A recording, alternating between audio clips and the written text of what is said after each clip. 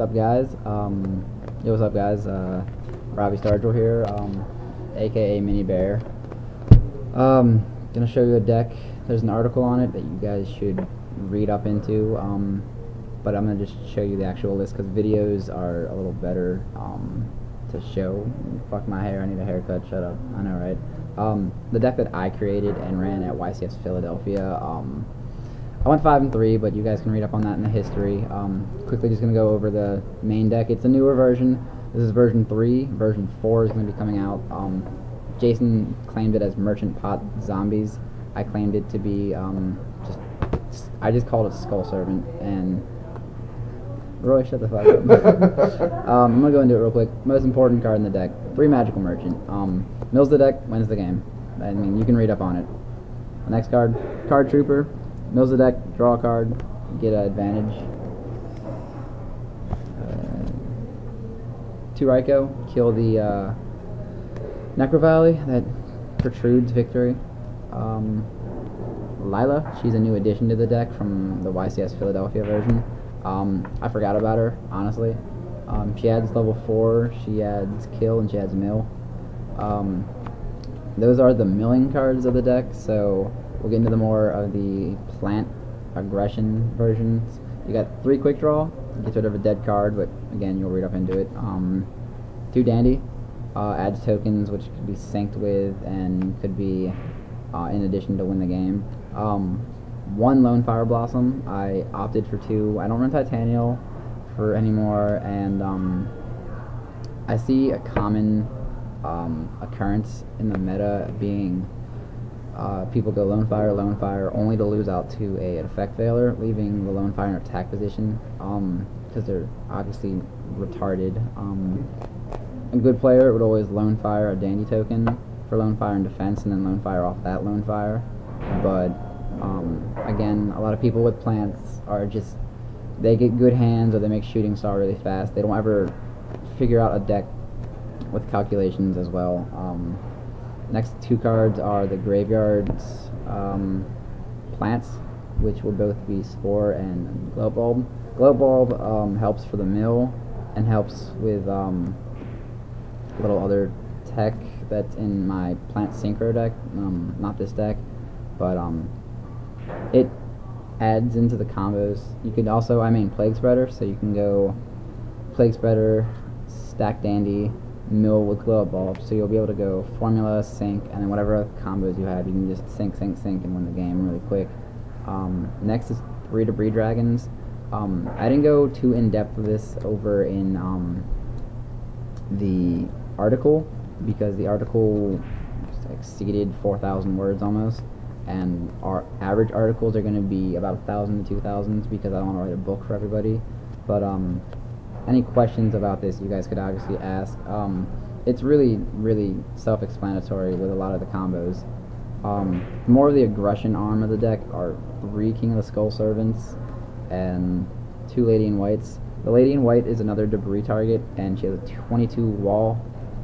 And she counts as Skull Servant in the grave, so that makes the King come out. His potential maximum attack is 4,000.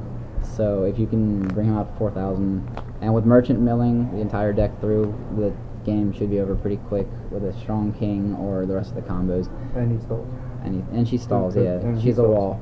He gets destroyed. Yeah, and then if the King gets destroyed, you can remove from play 1 and summon him again. So honestly, it's like whatever. You got 1 Zombie Master.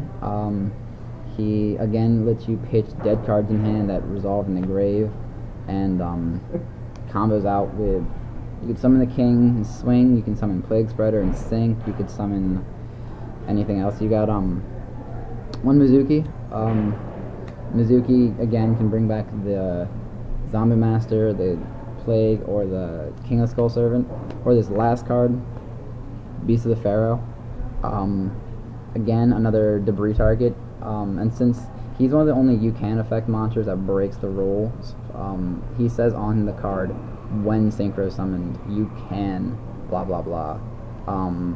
Normally if it says you can without synchro summon, you miss out your timing, but he's retarded, so you know. Next card, One Chaos Sorcerer. I run a sufficient number of darks and a sufficient number of lights in the deck, so he gets rid of your problems, and then he's a 6-star to sync away with. Next card, I still run Dark Simorg from the other build. I run one less wind than before, but seeing that warning can hurt this deck a little bit. If you can go Dark Simorg quickly, that tends to shut down like Gravekeepers with all their traps and stuff. Then you got the defensive wall of the deck, which will be Necro Gardener. He gets milled easy enough, or gets pitched out of your hand easy enough.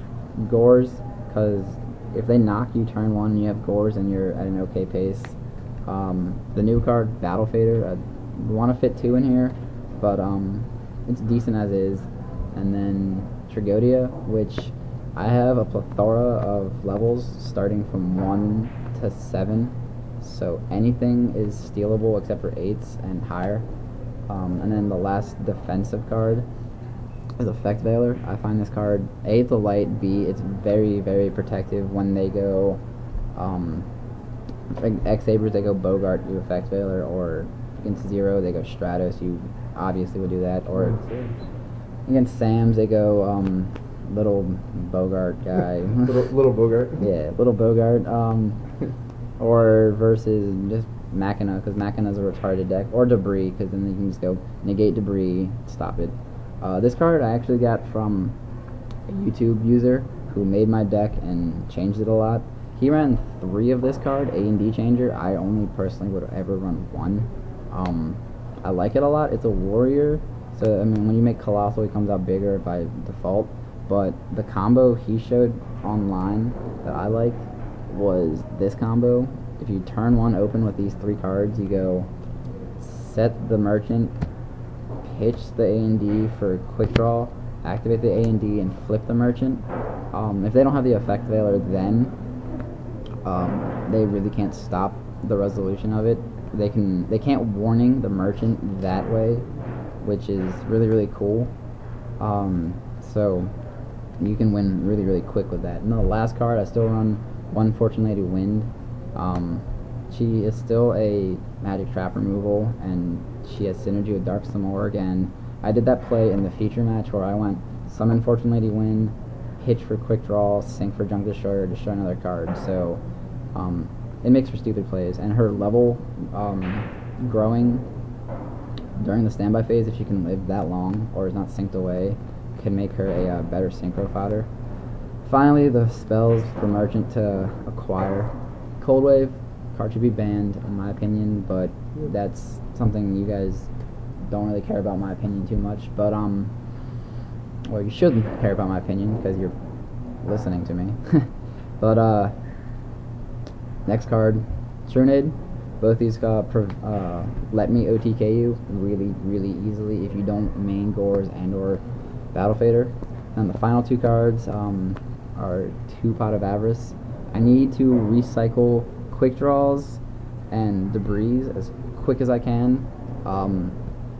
Roy says I should have Monster Reborn in the deck over 1 Avarice, but in my opinion, reborning a quick draw or a debris isn't as good as actually using it for what it does. Other cards that I didn't talk about in the article, Norlaros I think would be a really cool idea, and Phantom of Chaos, just a one of in each. Phantom of Chaos would have a little more synergy with Card Trooper, Lila, Zombie Master, Lone Fire, all those sorts of weird cards. And Norlaros auto wins versus 6 Sams if you already have that graveyard fat and filled. Because if you go turn 1 Merchant, mill it, summon, and then turn 2 summon your guy, that 1 card you're going to draw off of the guy, you can just go Mizuki, remove Zombie Master, and then just start your shenanigans up. Extra deck I can't really show you guys currently because it's over 15 cards, and then the legal 15 is really hard to do, and it's right now taken apart because I'm running Plant Synchro over MPZ, and it's just 15's not enough, especially with this deck, because in my opinion this deck has the most options out of any deck in the game. You can win the game probably in 3 minutes flat. There's a lot of other cards I could go into for the main deck. Like, if you want to be bad, you could main the Vayu, Sirocco, and the Greffers and the Dark Creators, but you don't need to do that shit. Read the article. The article goes in more depth than this and shows a lot more history about the deck, so enjoy.